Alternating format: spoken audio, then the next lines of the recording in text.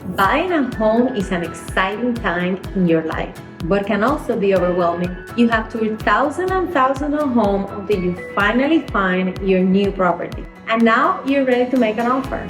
Making an offer on a house can be a thrilling but nerve-wracking process. Today, we will discuss one of the important clauses when presenting an offer, the contingency.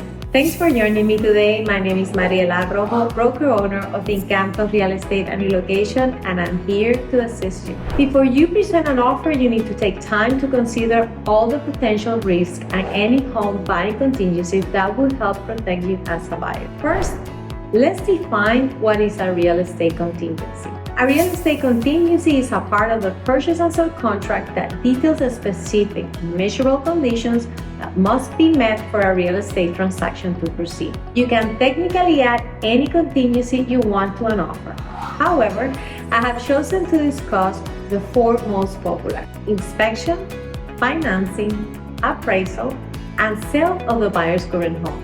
In the home buying process, inspections are for the benefit of the buyer. This contingency allows the buyer to have the property inspected by a professional home inspector within a specified time frame. Once all the inspections are completed, that's when the contingency truly comes into play. You receive reports for all the inspections you have selected, as well as recommendations on how to remedy the home's problems. If the inspection reveals significant issues, the buyer can negotiate repairs or request a price reduction. If the seller and buyers can't reach an agreement, the buyer can terminate the deal without losing their earnest money deposit. Another standard contingency for buyers purchasing a home with a mortgage is financing, or what we call today a loan contingency. Many buyers, especially first-timers, make the mistake of thinking that their financing is set in stone once they receive the pre-approval. Unfortunately, that is not the case. A pre-approval does not guarantee a loan. It's merely the start of the process of getting a loan. From there, you still must apply for a specific loan program and go through the underwriting process.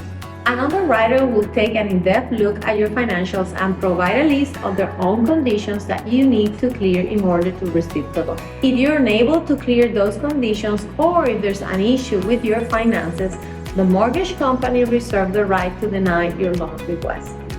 At that point, you might use the financing contingency.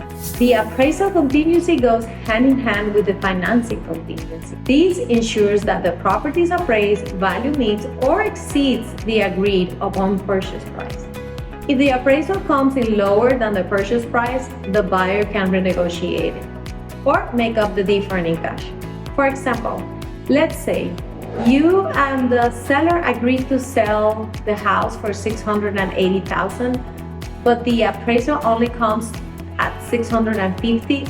Since the mortgage company is only allowed to loan you up the fair market value of the home, there's a $30,000 difference that you're responsible for making it up. In the best case scenario, you will be able to renegotiate the sales price with the seller or to find additional financing. However, if both those options fall through, the appraisal contingency allows you to back away from the deal. The home sale contingency is common for buyers who need the equity from the sale of their current home to purchase the next one. This profit usually goes toward the down payment and closing costs. If you aren't able to sell your home in a specific time frame, these contingencies will get you out of that ordeal. Each contingency has its own terms and timeframes, which should be clearly outlined in a purchase agreement. It is very important for both buyers and sellers to understand these contingencies and work with the real estate agent to ensure that they're included in the contract as needed. If you have any question on these contingencies or in general, please contact us at 787-802-8017 or